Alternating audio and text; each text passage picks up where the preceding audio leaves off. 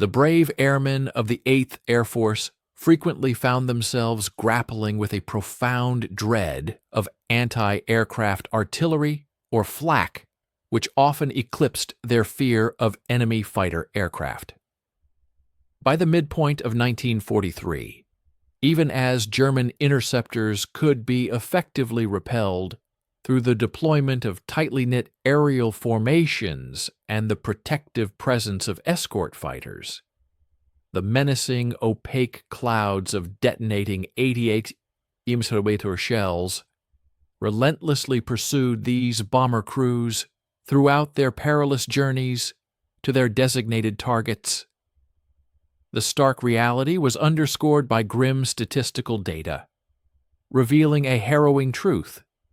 Nearly 70% of all B-17 flying fortress losses sustained over the hostile skies of Germany were attributable to the devastating power of anti-aircraft fire, rather than the agile Messerschmitts or formidable Focke-Wulfs. Indeed, bomber crews often expressed a preference for confronting a dozen Luftwaffe fighters over the terrifying prospect of navigating a concentrated flak barrage above heavily defended industrial centers, such as Schweinfurt, or the vast expanse of the Ruhr Valley. The lethality of flak extended far beyond the sheer volume of projectiles unleashed. German military strategists had elevated anti-aircraft defense to an exact science, transforming it into a meticulously engineered system of destruction. Each significant industrial complex within the formidable Reich was fortified by an intricate network of anti-aircraft batteries, bristling with both 88 mm and 105 mm cannons. However, the true devastating potential resided not merely in the weaponry itself, but in the sophisticated operational framework that supported these formidable guns.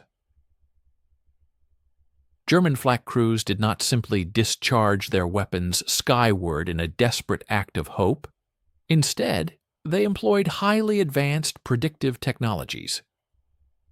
These ingenious devices possessed the astonishing capability to compute the precise future coordinates of an inbound bomber, projecting its position 30 seconds hence, meticulously factoring in its velocity, altitude, and directional trajectory.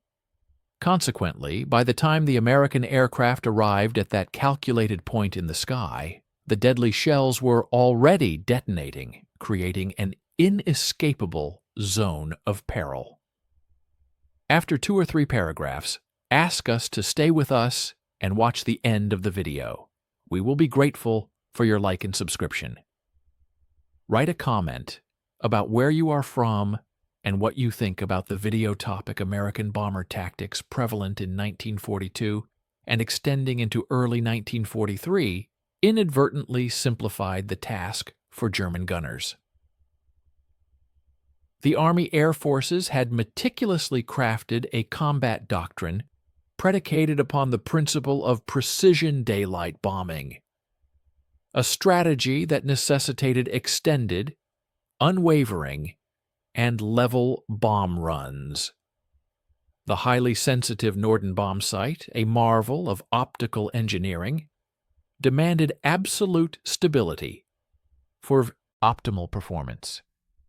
Any discernible deviation in the critical final moments preceding the bombs away command would irrevocably compromise bombing accuracy.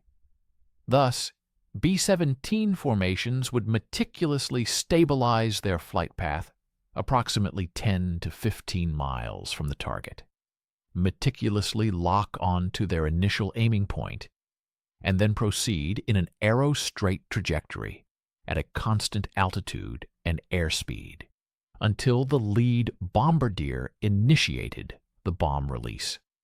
Every subsequent aircraft within the formation would then meticulously follow the trajectory of the preceding bombs.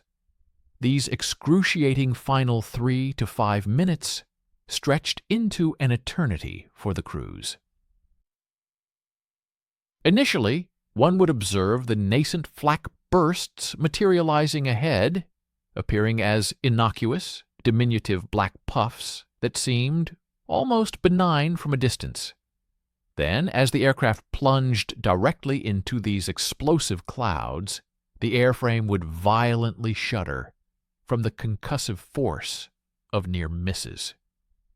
Shrapnel, propelled with deadly velocity, would tear through the thin aluminum skin of the bomber, producing sounds akin to hailstones pelting a tin roof, though these hailstones possessed the terrifying capacity to sever vital hydraulic lines, fatally wound a waist gunner, or catastrophically ignite a fuel tank. The acrid odor of cordite would insidiously permeate the flight deck, seeping through countless small punctures. And yet, deviation was not an option. The crews were compelled to maintain a rigid formation, steadfastly hold their altitude, and unerringly maintain their heading, all while German predictors meticulously calculated their impending demise with cold, mechanical precision. The inherent predictability of these bombing runs was proving catastrophically lethal. Every bombardier required identical operational conditions, a stable platform, an unobstructed sight picture, and the complete absence of evasive maneuvers. Every pilot adhered to the same flight profile, a direct consequence of the rigorous demands outlined in their training manuals. The Germans, with their meticulous intelligence gathering, were acutely aware of these American tactical conventions. Their astute Flak officers had assiduously studied American flight patterns, precisely timed the duration of bomb runs, and accurately measured the approach patterns. They understood that once a B-17 formation committed to its bombing run, it would invariably maintain a steady course at an altitude of precisely 25,000 feet, allowing for only minor fluctuations, and at a consistent airspeed of 180 meters from height. This invaluable intelligence allowed the sophisticated predictors to be preset with deadly accuracy. By the spring of 1943, bomber crews were engaged in a grim calculus of comparing the relative dangers. Fighter attacks, though undeniably terrifying, were typically fleeting encounters. A Focke-Wulf 190, for instance, would execute its attack pass and swiftly disengage within a matter of seconds. Flak, however, was an impersonal yet relentlessly persistent threat. It pursued the bombers through the entirety of the target area, an impenetrable curtain of steel that had to be courageously penetrated to accomplish their mission. Some crews recounted flying through barrage concentrations of such intensity that the explosions appeared continuous, forming a rolling wall of dense black smoke, punctuated by vivid red-orange flashes that a formation was simply forced to endure. The seasoned veterans would impart to new recruits the wisdom that one simply could not dwell on the terror. Instead, they would strap themselves in, point the nose of their aircraft towards the target, and fervently hope that their individual number was not inscribed upon one of those deadly shells. The established doctrine appeared to be unassailable. Precision bombing, by its very nature, demanded precision flying. Yet brave men were perishing in these predictable, unwavering straight lines, leading some pilots to begin questioning whether an alternative approach might exist. The very device that rendered German flak so devastatingly effective was housed within robust concrete bunkers adjacent to every gun battery, the Commando Gerät 40. This mechanical computer possessed an uncanny ability to predict the future position of an incoming bomber with astonishing accuracy. This was not a matter of mere guesswork or the seasoned observations of experienced gunners. Rather, it represented mathematics made tangible. a complex interplay of gears and cams meticulously calculated ballistic solutions with a speed that far surpassed any human crew's capabilities.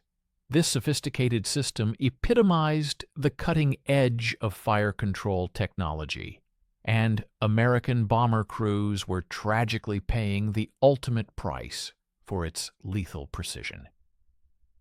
The intricate process commenced with the deployment of optical rangefinders, strategically positioned around each flak battery. These sophisticated stereoscopic instruments, some boasting base lengths nearing 5 meters, possessed the capability to ascertain the precise distance to a target aircraft at altitudes reaching up to 40,000 feet. Highly trained operators would meticulously track an inbound bomber formation through their advanced optics, continuously feeding real-time range data to the Commando Gerät via electrical signals. Simultaneously, other operators diligently measured the target's azimuth and elevation angle. Thus, 3 distinct streams of critical data, range, bearing, and altitude, converged into the predictor every few seconds, painting a comprehensive picture of the bomber's movement. Within the intricate confines of the Commando Gerät, a bewildering maze of mechanical calculators sprang into action. This remarkable device did not merely record the bomber's current location, it meticulously calculated its projected position at the precise moment the shell would arrive.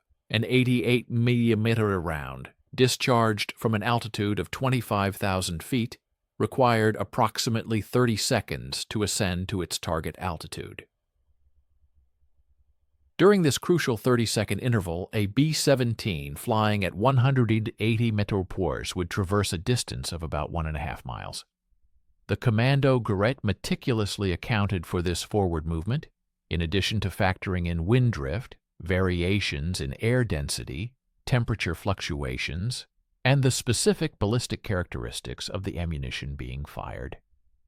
Cams and gears seamlessly meshed together, executing complex calculus through an ingenious process of mechanical analog computation. The computed output from the predictor was then directly transmitted to the gun layers.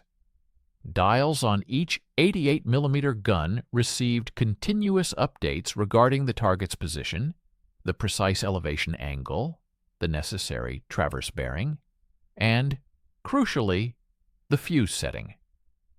German time fuses in 1943 could be adjusted with remarkable accuracy down to tenths of a second. The Commando Gerät calculated the exact moment each shell needed to detonate to strategically place its destructive fragmentation pattern in the bomber's anticipated future position. Loaders would then meticulously set the fuse rings according to the predictor's precise solution, and the gun would fire. If the bomber maintained its predetermined course and speed, the mathematical calculations proved flawlessly accurate, ensuring a deadly outcome. The precision of German anti-aircraft artillery, driven by sophisticated mathematics, was remarkably effective. A highly proficient German flak battery possessed the capability to launch 6 shells per gun into the sky every minute. Typically, a formidable heavy flak battery comprised between 6 and 8 guns, all intricately connected and synchronized to a single Commando Gerät, a mechanical fire control computer. This meant a staggering barrage of 40 to 50 shells discharged each minute, with every single projectile detonating at a meticulously calculated point in space. The predictor system continuously refined its targeting solution as fresh tracking data streamed in, expertly guiding the curtain of explosions along the bomber's anticipated trajectory. The devastating outcome was a volumetric zone of airspace saturated with lethal steel fragments, precisely timed to occupy the identical coordinates that the bomber formation was projected to reach. This advanced system, however, hinged upon one fundamental prerequisite. It demanded utterly predictable behavior from its aerial targets. The intricate computations performed by the Commando Gerät were predicated on the assumption that the target aircraft would steadfastly maintain its current velocity vector, meaning its speed and direction. Should a bomber abruptly alter its altitude or airspeed, even slightly, the predictor's carefully constructed solution would instantly become invalid and useless. Yet, the German strategists possessed an intimate understanding of American aerial combat doctrine. They had meticulously studied captured training manuals, extensively interrogated prisoners of war, and observed countless bombing missions, meticulously documenting the patterns. They knew with certainty that once a B-17 formation settled into its bomb run, it would adhere to unwavering flight parameters for a critical period of 3 to 5 minutes. The Commando Gerät was, therefore, ingeniously engineered to exploit this precise and predictable operational consistency. By the middle of 1943, the efficacy of this German defense system was not merely theoretical, it was statistically quantifiable, particularly over heavily fortified targets such as Bremen, Hamburg, and the vital industrial heartlands of the Ruhr. Flak batteries were achieving unprecedented hit rates, levels of accuracy that would have been utterly unattainable through manual gun-laying techniques alone. Post-mission damage assessments provided grim evidence, revealing that the vast majority of bombers returning to English airfields bore telltale flak damage, and critically, the shells were consistently observed to be bursting at exactly the intended altitude. These fragments were not merely random occurrences, they were arriving precisely where the mechanical predictors had calculated they should be. The mechanical brains of the Commando Gerät were decisively winning the mathematical duel in the skies, leaving American bomber crews without a viable countermeasure. They were, in essence, flying directly into a sophisticated computational trap dictated by their own doctrine, and altering that deeply ingrained doctrine appeared an insurmountable challenge. The highly prized Norden bomb sight, essential for precision, demanded unwavering stability, and that very stability was precisely what the Commando Gerät required to inflict lethal damage. Something had to yield. However, in the summer of 1943, no one could yet conceive what that pivotal something might ultimately be. Stay with us and watch the end of the video. We will be grateful for your like and subscription. Please write a comment about where you are from and what you think about the video topic. August 17th, 1943, emerged as the pivotal day that cast every established operational assumption into profound doubt. The audacious double strike, simultaneously targeting Schweinfurt and Regensburg, two immensely crucial centers for ball-bearing and aircraft production, represented the deepest penetration into German airspace that the 8th Air Force had ever dared to attempt. While mission planners had certainly anticipated significant losses, the devastating reality that unfolded over those heavily defended targets far surpassed even their most pessimistic projections. Of the 376 B-17s that had courageously departed English airfields that fateful morning, a staggering 60 aircraft never made it back. An additional 168 returned so severely damaged that many were permanently grounded, destined never to fly again.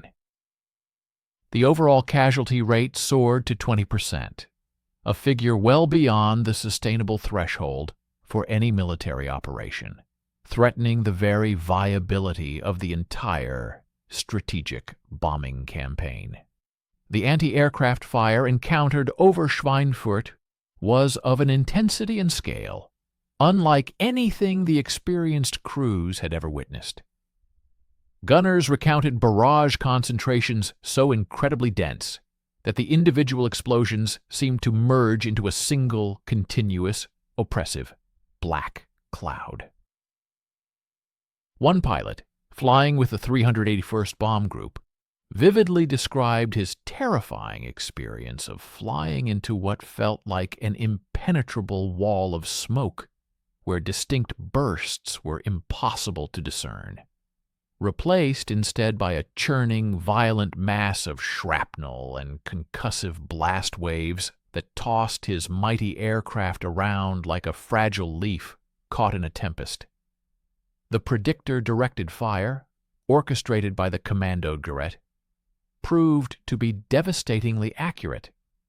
Shells were consistently observed bursting at precisely 23,000 to 26,000 feet, which was the exact altitude band where the concentrated bomber stream was flying. Crucially, the losses incurred during these missions were not randomly distributed across the formations. Aircraft adhering to the standard bombing profile, flying straight, level, and maintaining a constant altitude and airspeed, suffered the most egregious punishment. Lead bombardiers within each group, who were compelled to maintain the steadiest course for the longest duration to ensure bombing accuracy, consequently endured disproportionate casualties.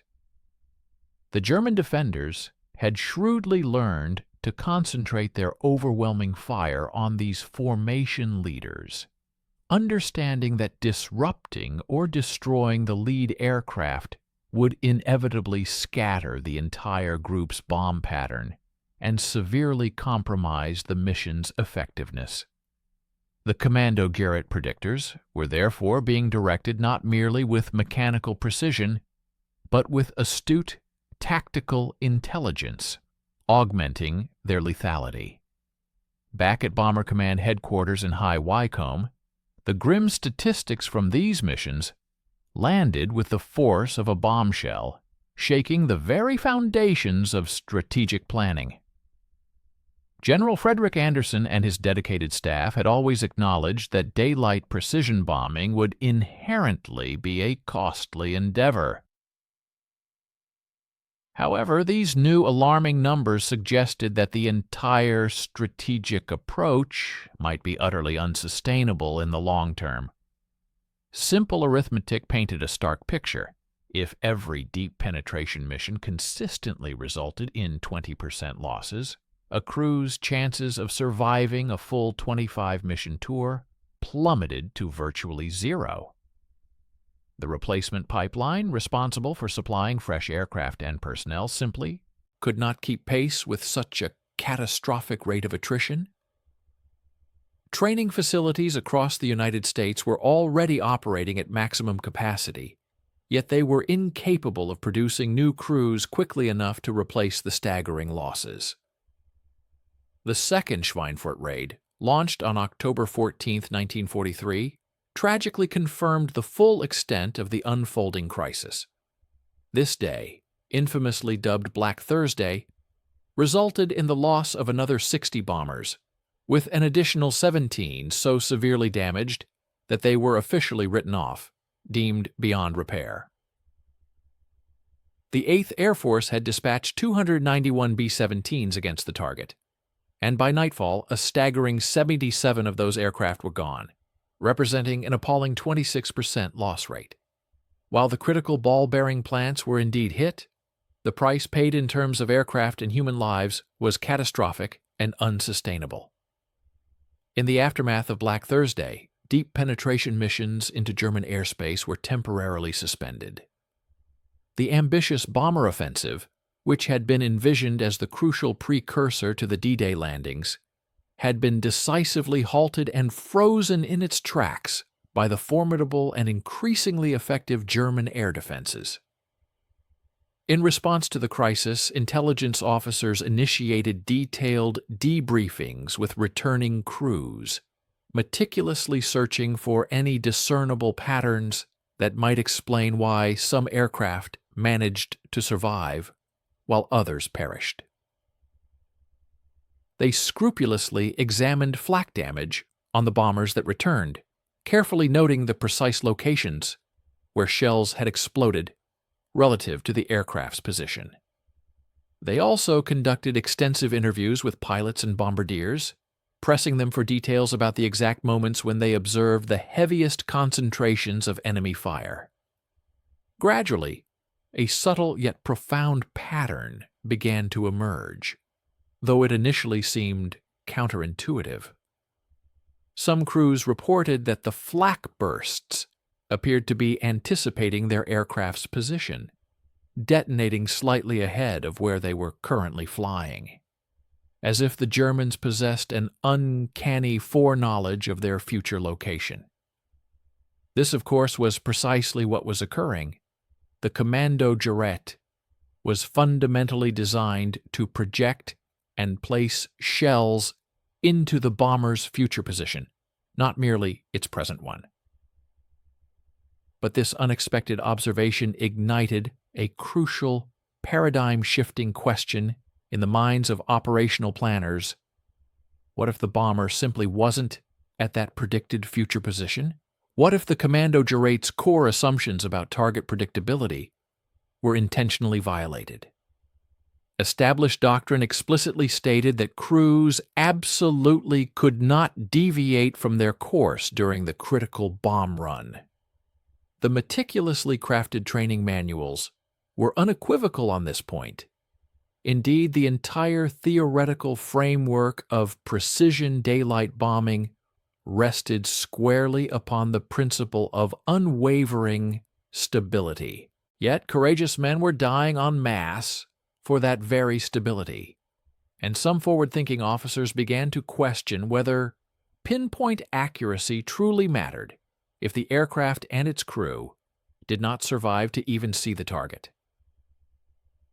The profound crisis of August and October 1943 had irrevocably opened a significant crack in the edifice of accepted wisdom, and it was through this very crack that vital innovation would eventually emerge, fundamentally altering the course of the air war. The genesis of a critical tactical shift ultimately unfolded not within the strategic planning rooms of command, but rather in the confines of bomber cockpits soaring over hostile German skies.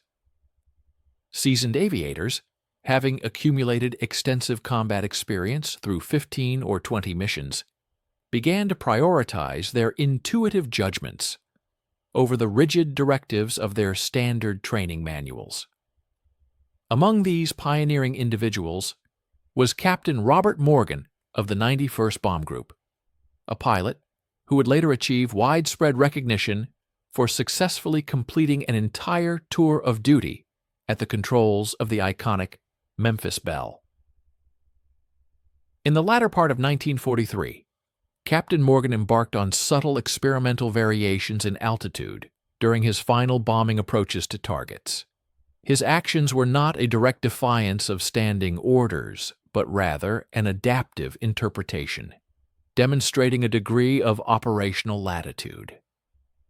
Critically, his bombardier confirmed that acceptable sight pictures could still be acquired, even with the aircraft ascending or descending by several hundred feet during the crucial bomb run. This emergent reliance on practical experience over strict adherence marked a nascent stage of battlefield innovation. Other flight crews also started to observe unusual occurrences when they incorporated these unofficial adjustments.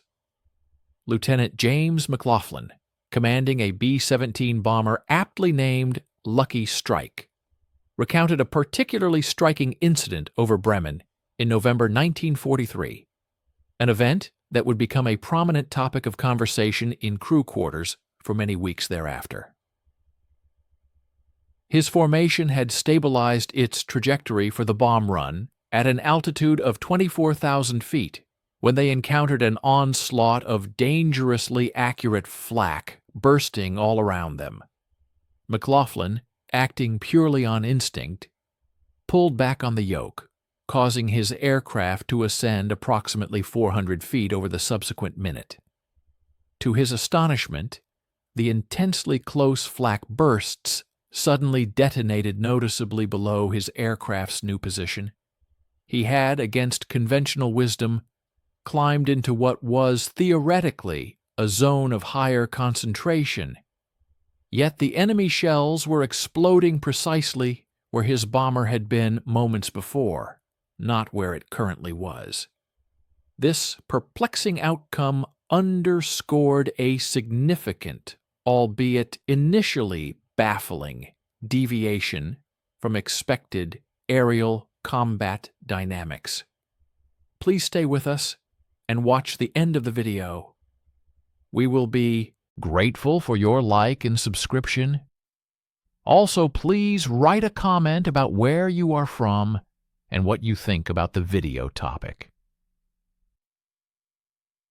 The underlying rationale for this phenomenon proved challenging to grasp at first, primarily because it defied conventional aerial tactics. Every pilot's ingrained instinct dictated a rapid dive away from anti-aircraft fire, seeking to descend below the flak and leverage gravity to accelerate out of the danger zone. However, McLaughlin's unexpected ascent had resulted in the flak missing its mark entirely. News of this counterintuitive success quickly disseminated throughout the 91st Bomb Group and its adjacent units. Initially, some pilots dismissed the incident as a mere stroke of luck, postulating that German gunners might have coincidentally adjusted their aim at that precise moment. Nevertheless, a growing number of crews began to conduct their own informal experiments, introducing minor altitude alterations during their bomb runs and meticulously observing where the flak bursts materialized relative to their newly adopted positions. This period of widespread grassroots experimentation laid the groundwork for a more systematic understanding. Captain Charles Cruikshank, serving with the 303rd Bomb Group, undertook what essentially constituted practical field testing during a series of missions in December 1943. Prior to each sortie, he conscientiously briefed his crew, informing them that he might deviate from the standard cruising altitude during the bomb run and specifically requesting that his bombardier report any impact on bombing accuracy. Across 3 consecutive missions targeting locations in northwestern Germany, Cruikshank initiated gentle, controlled climbs ranging from 500 to 800 feet, commencing approximately 2 minutes before the moment of bomb release. His bombardier consistently confirmed that the advanced Norden bomb site was capable of compensating for the steady rate of climb, provided it remained stable. More significantly, the anti-aircraft fire that had been predicted for their original lower altitude invariably burst well below their aircraft, offering compelling evidence of the tactic's efficacy.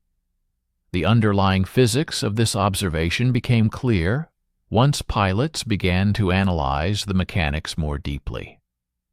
The formidable 88mm anti-aircraft shells required approximately 30 seconds to ascend to their target altitude. Consequently, if a German predictor system calculated that an aircraft would be at 24,000 feet in 30 seconds, but the aircraft was actively climbing at a rate of 100 feet per minute, it would actually be at 24,500 feet when the shells reached their preset detonation altitude. This crucial time of flight created an exploitable gap, a temporal vulnerability that altitude changes could effectively exploit. The German Commando Gerät fire control system was remarkably precise in its calculations, yet its accuracy was predicated on the assumption of unchanging target behavior. Altering that behavior, even subtly, rendered its sophisticated firing solution obsolete. Initially, this unconventional approach was met with considerable skepticism and resistance. Operations officers voiced serious apprehensions regarding the potential compromise of formation integrity.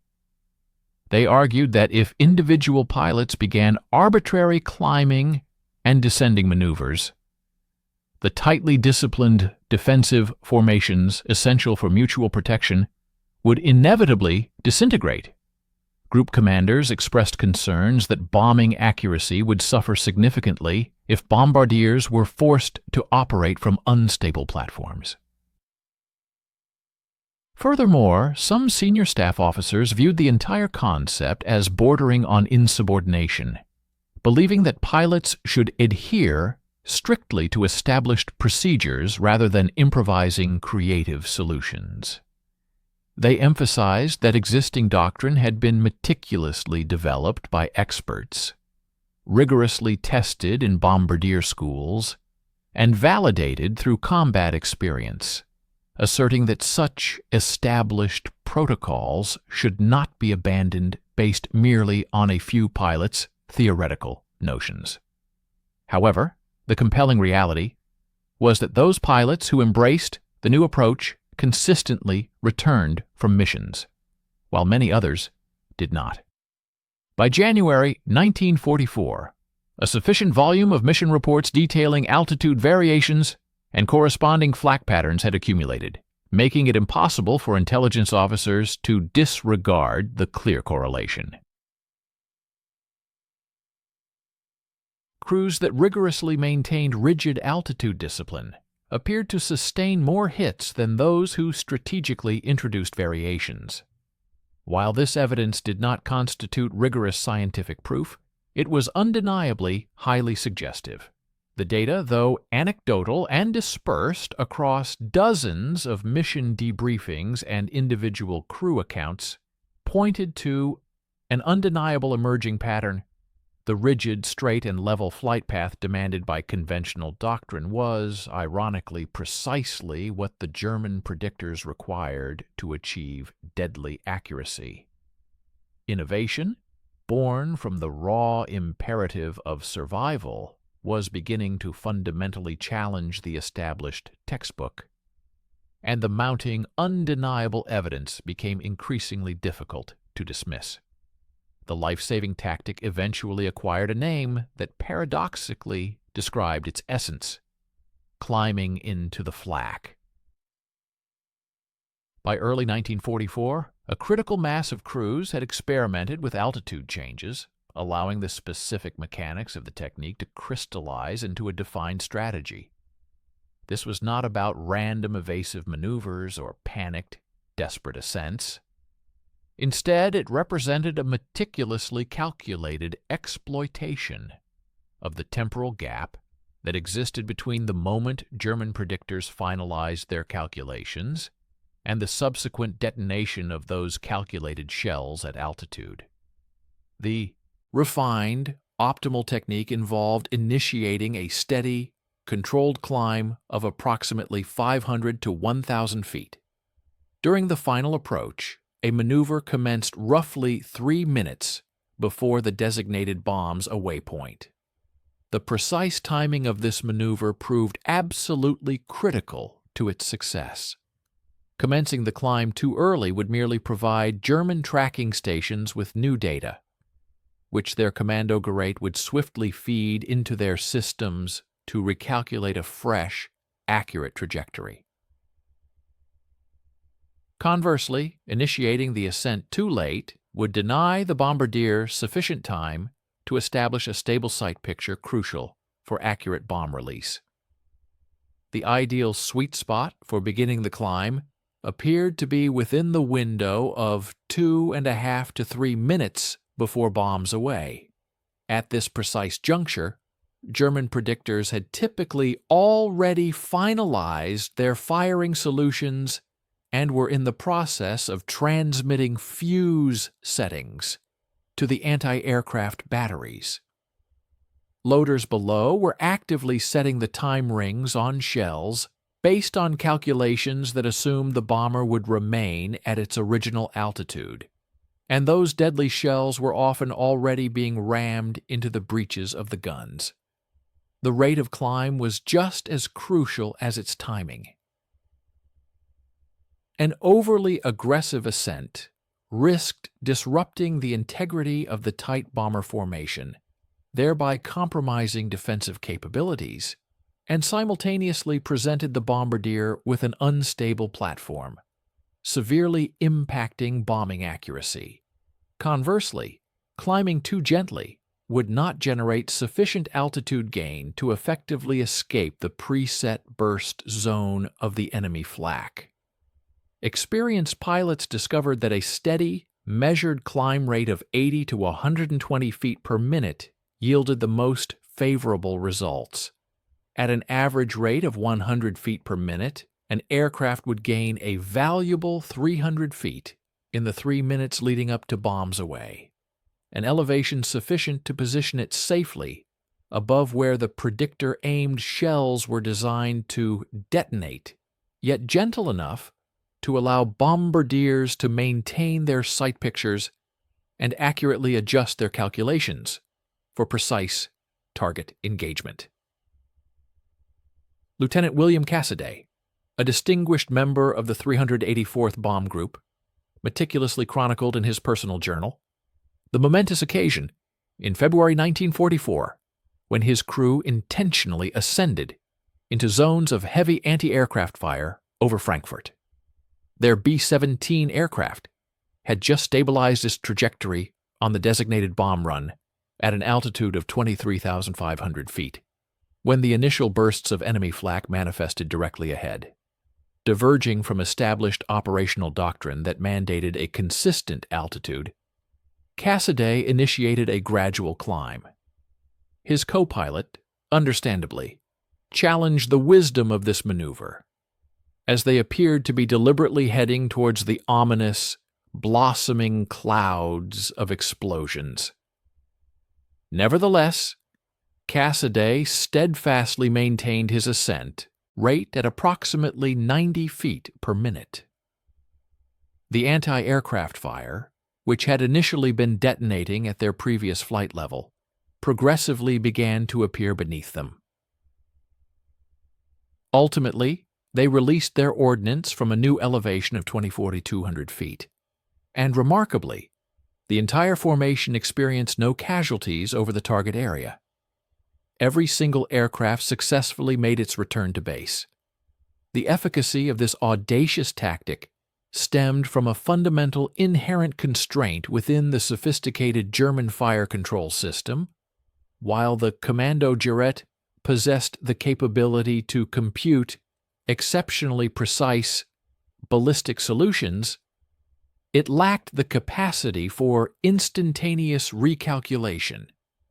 Upon the input of target tracking information into the predictive mechanism of the Commando Gerät and the subsequent formulation of a firing solution, a significant interval of 20 to 30 seconds elapsed before fresh intelligence could be assimilated and processed into an updated solution.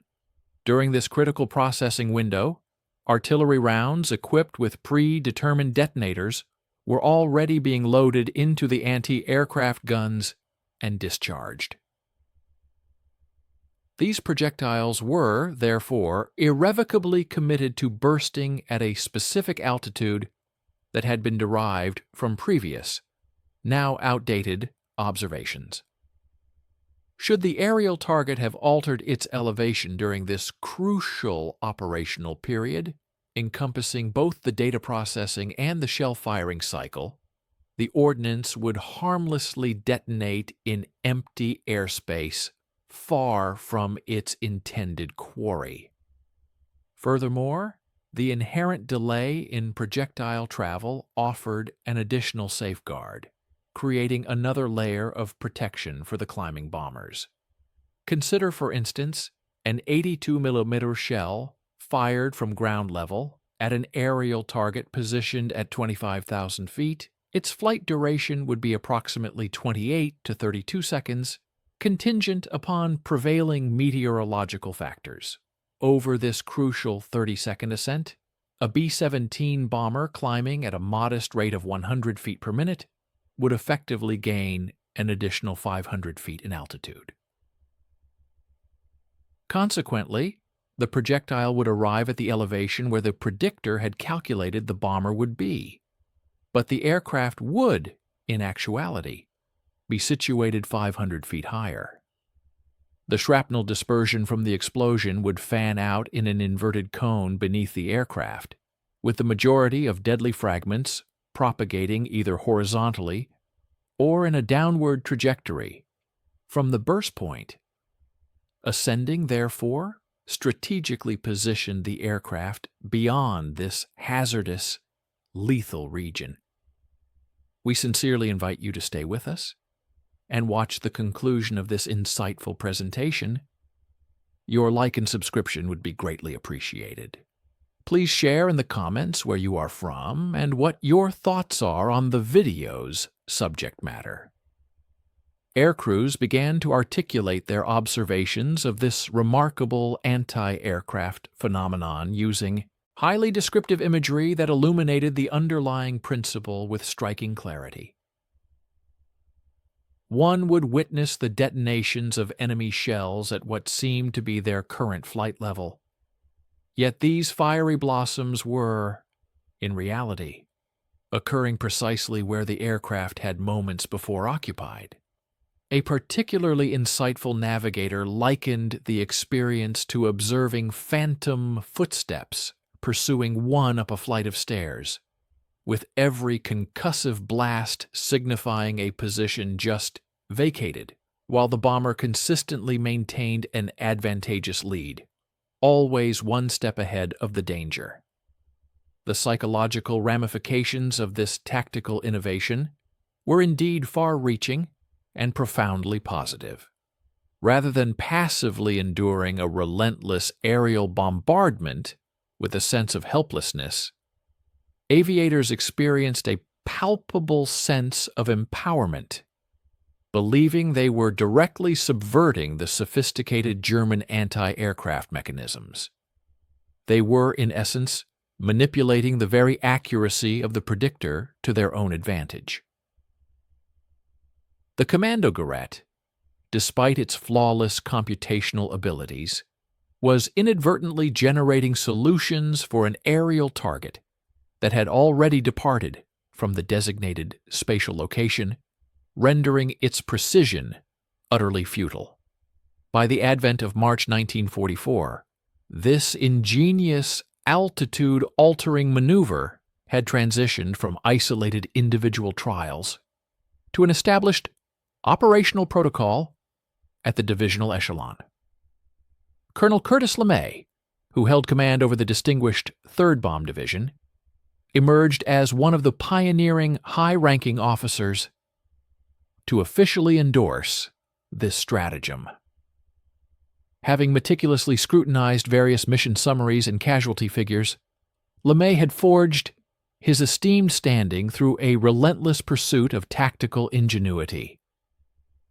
He was the architect of the renowned combat box formation, which endowed B-17s with mutually supporting defensive firepower and possessed an innate ability to discern impactful field-level innovations when he encountered them.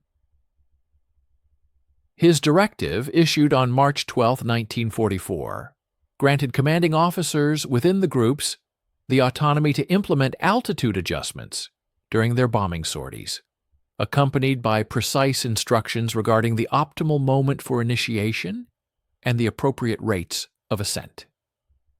Nevertheless, the adoption of this novel approach encountered initial opposition. Staunchly conventional operations officers contended that any departure from a stable flight profile inherently jeopardized the pinpoint accuracy that served as the primary rationale for engaging in daylight bombing raids in the first place. Their argument posited that if American heavy bombers were to endure significant casualties by flying during daylight hours, in contrast to the Royal Air Force's nocturnal bombing strategy, then such sacrifices absolutely necessitated a commensurate improvement in bombing precision. Major Harold Bowman, stationed at 8th Bomber Command Headquarters, circulated an internal memorandum in early April, expressing reservations about whether altitude modifications might detrimentally impact the circular error probable yes CEP, the metric defining the dispersal radius within which bombs would fall to an intolerable degree. This memorandum advocated for a provisional suspension of the technique until comprehensive evaluations could be undertaken at specialized bombardier training centers located within the United States. However, the aircrews actively engaged in combat had decisively resolved this contentious discussion through tangible operational achievements. Bombardiers unequivocally indicated that provided the rate of ascent was maintained consistently and did not surpass 120 feet per minute, the advanced Norden sight's gyroscopic stabilization and rate-adjusting mechanisms were fully capable of making the necessary corrections. The bombardier's role merely involved manipulating the rate adjustment dials to factor in the climb, integrating it as another dynamic element akin to crosswind deviation or air velocity. Lieutenant Thomas Farabee, destined to gain widespread recognition as the bombardier aboard the Enola Gay, participated in numerous sorties with the 384th Bomb Group, employing these ascent methodologies, and reliably delivered his ordnance patterns within the permissible boundaries of the designated target's central impact point. Consequently, existing training regimens underwent rapid modifications to incorporate this proven strategy. Freshly deployed air crews disembarking in England during the spring of 1944 were thoroughly briefed on the altitude alteration technique, which was now integrated as a standard component of customary target approach methodologies. The instructions provided were exceptionally precise. Initiate a consistent ascent 150 seconds prior to the projected moment of bomb release. Sustain a climb rate fluctuating between 80 and 110 feet per minute, and critically maintain this rate unvarying to furnish the bombardier with a stable and foreseeable platform for aiming. Furthermore, lead bombardiers, entrusted with orchestrating the bomb release for entire formations, were accorded greater discretion to modify the commencement of the climb, contingent upon their observations of enemy flak deployments and the discernible patterns of German target acquisition. The dissemination of this innovative tactical maneuver throughout the entirety of the 8th Air Force occurred in a remarkably organic fashion, largely facilitated by the continuous flow of the bomber stream itself. Aircrews routinely monitored adjacent formations utilizing these ascent strategies and subsequently documented their diminished exposure to flak-induced harm during post-mission debriefings. Upon returning to their respective airfields, pilots engaged in informal exchanges, sharing insights on the efficacy of various approaches. A particularly compelling instance, frequently recounted, was the 91st Bomb Group's engagement over Brunswick on April 8, 1944.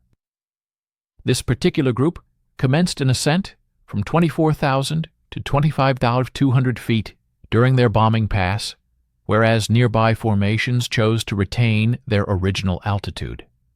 The ascending group reported only 4 aircraft sustaining minor flak damage, none of which were critical. In stark contrast, the groups that maintained a constant elevation suffered the loss of 3 bombers, with an additional 11 aircraft incurring severe damage. Intelligence regarding such pronounced differences in outcomes propagated far more swiftly and effectively than any formal directive could possibly achieve. Various air units devised distinct modifications to the fundamental evasive maneuver. For instance, the renowned 305th Bomb Group pioneered a sophisticated climbing turn, ingeniously integrating an ascent in altitude with a subtle alteration in flight path during the critical final 60 seconds leading up to ordnance release.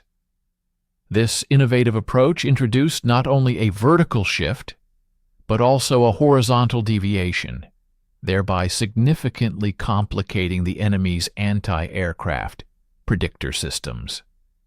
Other squadrons explored alternative methods, such as the step climb, which involved maintaining a consistent altitude for a half-minute, followed by a swift 200-foot ascent, and then resuming a level flight.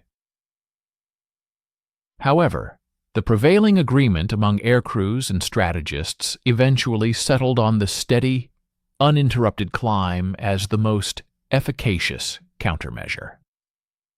The segmented nature of the step climbs inadvertently offered German tracking personnel discernible patterns, which could then be inputted into their predictive instruments.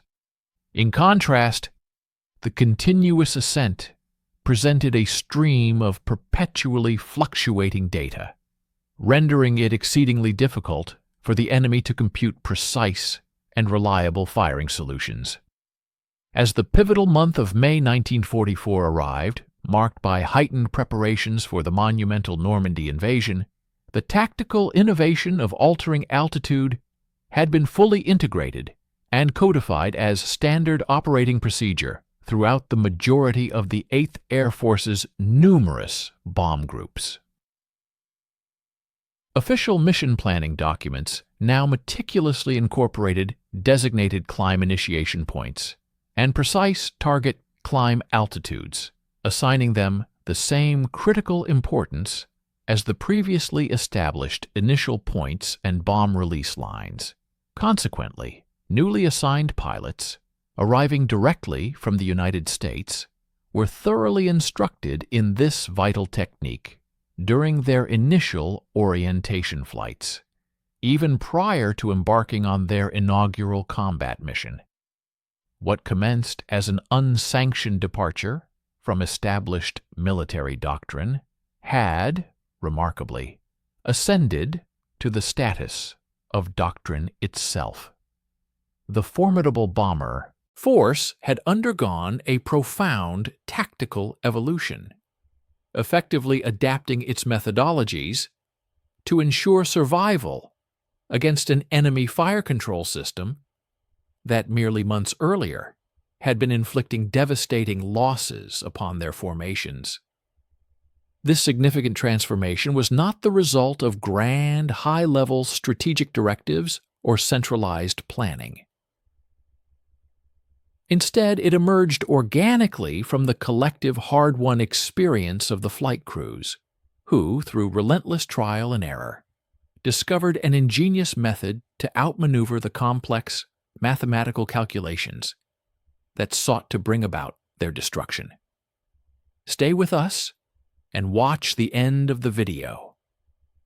We will be grateful for your like and subscription.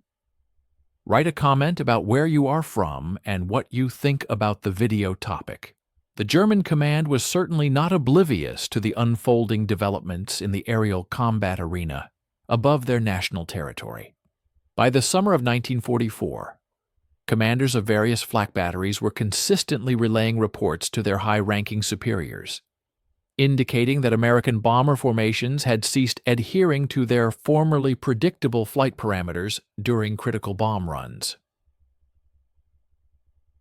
Furthermore, astute Luftwaffe intelligence officers conducted thorough interrogations of captured B-17 crews, thereby uncovering detailed information regarding the altitude change tactics, that had by then become an entrenched standard procedure for the Allied air forces.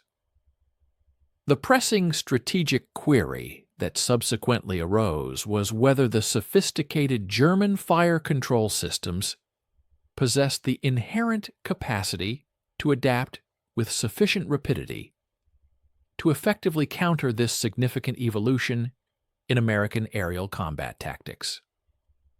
In response, the crews operating the formidable Commando Gerät, often referred to as Commando Gerät, predictors initiated several counter-tactical experiments. The most immediately apparent solution involved an attempt to significantly increase the frequency of tracking updates. Rather than inputting positional data into the predictor every 8 to 10 seconds, operators endeavored to provide updates at a much quicker pace, specifically every 4 to 5 seconds. The underlying theoretical premise was undeniably logical. A more frequent influx of data would empower the mechanical computer to detect any alterations in altitude sooner and, consequently, recalculate firing solutions with greater precision before the anti-aircraft shells were actually launched. However, in practical application, the human operators proved incapable of sustaining such an accelerated pace with consistent reliability. The demanding task of tracking a high-flying bomber at an altitude of 25,000 OFT using optical rangefinders, while simultaneously articulating precise measurements every few seconds, inevitably resulted in profound fatigue and a marked increase in operational errors. Consequently, the overall quality and accuracy of the data suffered a significant degradation whenever operators were compelled to rush their procedures. Concurrently, German engineers delved into the possibility of fundamental modifications to the Commando Gerät predictor system itself. Certain anti-aircraft batteries were equipped with significantly enhanced predictors, which incorporated supplementary calculating mechanisms specifically engineered to ascertain the rate of climb and integrate this crucial variable into the overall firing solutions. These advanced units, officially designated as Commando Gerät 40,41, began to be deployed at vital target defense locations, particularly around strategic areas such as Berlin and the industrial heartland of the Ruhr Valley by the middle of 1944. While these technological improvements offered a marginal advantage, they ultimately failed to surmount the inherent and fundamental problem of time lag. Even with more sophisticated computational capabilities, anti-aircraft shells still necessitated a full 30 seconds to ascend to the required altitude, during which time the American bombers could typically gain an additional 500 far. Although the predictor could estimate the bomber's climb rate, any subsequent alteration in that rate or a cessation of the climb would inevitably render the initial estimate inaccurate and ineffective. A further attempted remedy focused on manipulating fuse settings to generate a more profound vertical burst pattern. Conventional practice had previously dictated setting fuses for a highly precise altitude detonation, which resulted in a broad, horizontal spread of fragmentation. German fuse technicians, however, undertook experiments with staggered settings. This innovative approach involved fusing some shells to detonate at the precisely predicted altitude, while others were configured to explode 200 FT higher, and yet another contingent was set for 400 FT above that. The cumulative effect was the creation of a vertical ladder of explosions, specifically designed to bracket a bomber that was actively climbing. The formidable 88mm batteries tasked with defending the critical lunar refineries extensively utilized this technique during missions in September 1944. While this method undoubtedly increased the sheer volume of shrapnel and steel projected into the airspace, it simultaneously diminished the concentration and density of explosive force at any singular, specific altitude, paradoxically resulting in an actual reduction in the probability of a direct hit against an individual aircraft. The most efficacious German counter-tactic ultimately proved to be not technological in nature, but rather a procedural adjustment, the implementation of earlier engagement. Anti-aircraft flak batteries commenced initiating fire at significantly greater ranges, actively engaging bomber formations at distances of 8 to 10 miles from their intended targets, as opposed to their previous practice of waiting until the aircraft were within 5 miles.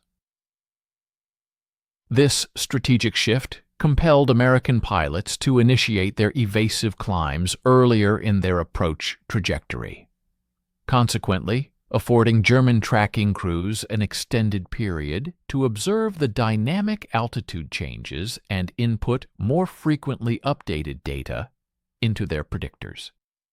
Indeed, some batteries reported achieving improved accuracy through this revised method, particularly in the vicinity of heavily defended objectives, such as the crucial synthetic oil plants at Luna.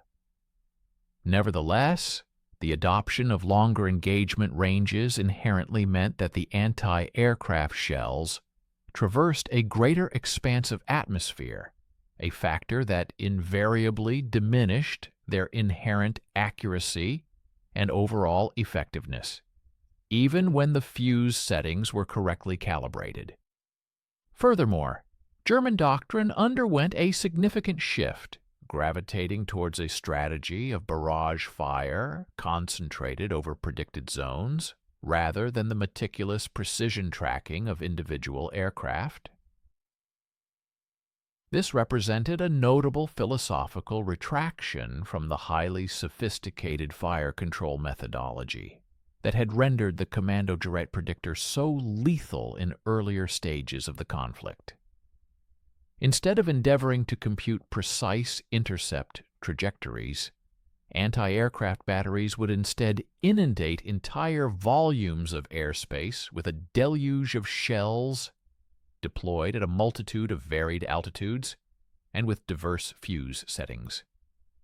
This widespread technique quickly earned the moniker Flak carpets among the Allied bomber crews, a vivid description of the dense, expansive fields of explosive bursts that an entire formation was compelled to traverse, irrespective of any altitude adjustments they might attempt. However, this particular approach exacted an enormous consumption of ammunition and necessitated the deployment of larger concentrations of anti-aircraft weaponry, resources that Germany's progressively deteriorating industrial capacity found increasingly arduous to supply.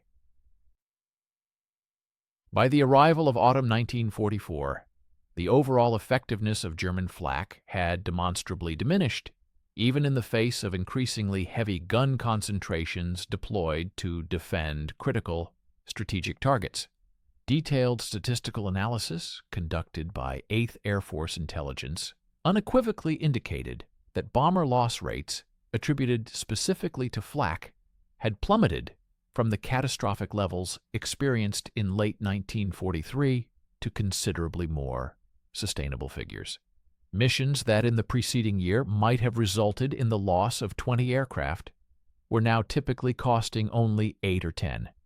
It is crucial to acknowledge that the innovative altitude change tactics were not the sole contributing factor to this significant improvement. Other elements, including an increase in fighter escort availability, the implementation of improved bomber formations, and a noticeable degradation in German anti-aircraft crew training, all played their part. Nevertheless, the tactical adaptation of altering flight altitudes had undeniably and substantially reduced the efficacy of the enemy's sophisticated predictor system. The Commando Gerät, a sophisticated anti-aircraft fire control system, remained a potent instrument of destruction throughout the duration of the war, proving particularly lethal whenever American bomber formations committed tactical errors or when mechanical malfunctions compelled aircraft to adhere to predictable flight paths. Nevertheless, it never again attained the unerring precision and mathematical certainty it had demonstrated with such devastating effect in 1943. This once dominant technological advantage was not ultimately negated by a superior American technological breakthrough, but rather by ingenious tactical adaptation. The formidable predictor system was not overcome through advanced engineering. Instead, bomber crews defeated it by simply refusing to conform to the predictable behavioral patterns that the system's designers had initially assumed they would maintain. This shift in operational conduct fundamentally undermined the very premise upon which the Commando Gerät's effectiveness relied. The true efficacy of the daring tactic of climbing into the flak became empirically verifiable once a sufficient volume of mission data had been meticulously amassed for rigorous analytical scrutiny. Extensive post-war investigations, meticulously undertaken by the United States Strategic Bombing Survey, carefully analyzed the comparative loss rates both preceding and following the broad implementation of these altitude-changing maneuvers. The compiled data presented an unequivocally clear narrative. Bombing sorties, conducted during the initial half of 1944, which incorporated these innovative climb techniques, demonstrated a notable reduction in flak-related casualties, diminishing by approximately 15 to 30% when juxtaposed with analogous missions flown against comparable targets in the latter part of 1943.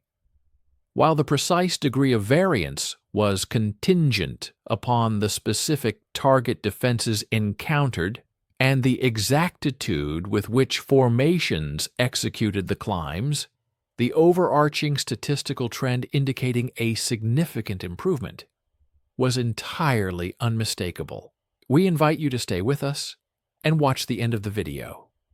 We will be grateful for your like and subscription. Please write a comment about where you are from and what you think about the video topic. Further specific, detailed accounts were furnished by the individual records of various bomb groups. The 100th Bomb Group, for instance, which had regrettably earned the somber moniker Bloody Hundredth due to its catastrophic attrition rates in 1943, witnessed a significant improvement in its casualty figures after formally instituting climb procedures in March 1944. Between March and August of that year, this group embarked on 87 arduous combat missions, achieving a loss rate of 3.2% per mission, a figure that, while still inherently perilous, represented a substantial decrease from the untenable levels experienced in the preceding year. Their operations officer, Captain Robert Rosenthal, largely attributed this marked improvement to the combined effect of these innovative altitude tactics and the provision of enhanced fighter escort. Surviving crew members from this particular group consistently cited the climb technique as a pivotal factor that afforded them a crucial fighting chance against the deadly accuracy of predictor-directed anti-aircraft fire. The influence of this groundbreaking technique extended its impact well beyond mere immediate survival rates. It fundamentally altered how bomber crews perceived their own susceptibility to enemy fire. In 1943, flak had been regarded as an indifferent menace, an impersonal force to be passively endured, akin to an unpredictable weather phenomenon. By mid-1944, however, crews developed a profound understanding that they possessed the agency to proactively engage and negate its threat through skillful and precise flying. This transformative mental realignment held profound significance for troop spirit. Pilots consequently felt less like helpless, predetermined targets and more like active participants in a dynamic, tactical duel. Consequently, training programs began to explicitly emphasize this newfound empowerment. New crews were instructed that their role transcended merely piloting bombers. They were operating within a complex electronic and mechanical warfare environment where their strategic decisions and maneuvers could directly undermine and defeat sophisticated enemy systems. The enduring influence of climbing into the Flak reached far into the future, well beyond the conclusion of World War II. Tactical development officers within the Air Force meticulously studied the technique's success when formulating operational doctrine for bomber deployments in subsequent conflicts. The fundamental tenet that introducing an element of unpredictability into an aircraft's flight parameters could effectively circumvent prediction-based fire control systems became a cornerstone principle for the development of all future evasive tactics. This foundational insight underscored the critical importance of dynamic flight behavior in defeating increasingly sophisticated enemy defenses. During the Korean War, for instance, B-29 Superfortress crews, confronting advanced Soviet-designed radar-directed flak, judiciously utilized adapted forms of the altitude change technique. The underlying principles of physics remained constant, even as the enemy's predictive mechanisms had transitioned from purely mechanical calculators to rudimentary electronic systems. The advent of the jet age did not nullify the pertinence of this hard-won lesson. Strategic Air Command's formidable B-52 Stratofortress crews, during the protracted Cold War, assiduously practiced terrain-following penetration profiles, continuously varying their altitude to disrupt the intricate calculations of Soviet surface-to-air missiles. While these missiles were considerably swifter than the antiquated 88mm shells and employed electronic rather than mechanical guidance, the core principle steadfastly endured. Maintaining a constant altitude rendered an aircraft predictable, and predictability, in the face of such advanced weaponry, was undeniably lethal. Modern terrain-following radar systems and automated flight control technologies now implement the very same fundamental concept that B-17 pilots had uncovered through practical experience over Germany to remain unpredictable within the operational imperatives of the mission. Even in the contemporary age of clandestine airframes, such as those employing stealth technology and the deployment of standoff weapons, the inherent strategic blueprint of climbing into the flak demonstrably survives. Modern strike planning consistently underscores the importance of diverse entry trajectories, the deliberate avoidance of predictable flight paths, and the strategic introduction of evasive oscillations, or jinking maneuvers, during the critical terminal attack phases. While the specifics of execution have naturally evolved in tandem with technological advancements, the fundamental rationale remains unaltered. Enemy fire control systems, whether they are antiquated mechanical predictors or cutting-edge phased array radars, necessitate predictable target behavior to achieve optimal accuracy. To deny them that crucial predictability is to invariably degrade their overall effectiveness. The compelling narrative of B-17 pilots deliberately climbing into the flak symbolizes a more profound truth than merely a specific tactical innovation. It powerfully demonstrates how military organizations undergo transformation when established dogma confronts empirical truth and when reality unequivocally triumphs. The Army Air Forces had previously invested substantial capital and immense effort into developing a doctrine centered on precision daylight bombing. This doctrine had been rigorously tested, meticulously refined, and systematically codified in official training manuals, representing the sanctioned methodology for conducting aerial operations. However, when this approved method was resulting in the untenable speeds of attrition among aircrews, the organization exhibited sufficient institutional pliancy to evolve. Groundbreaking solutions emerged organically from the operational ranks, from intrepid pilots and crews who prioritized their first-hand empirical findings above established instructional texts. The adaptation proved successful, precisely because leadership at multiple echelons recognized the validity of these field innovations and proactively facilitated their dissemination. Commanders such as Curtis LeMay, for instance, could have instead insisted on unwavering conformity to doctrine, potentially even resorting to court-martialing pilots who departed from sanction protocols.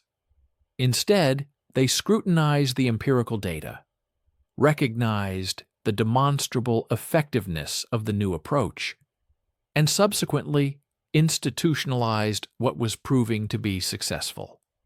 That profound organizational flexibility, that willingness to learn from the very individuals engaged in the fighting, may have been as critically important as the tactic itself.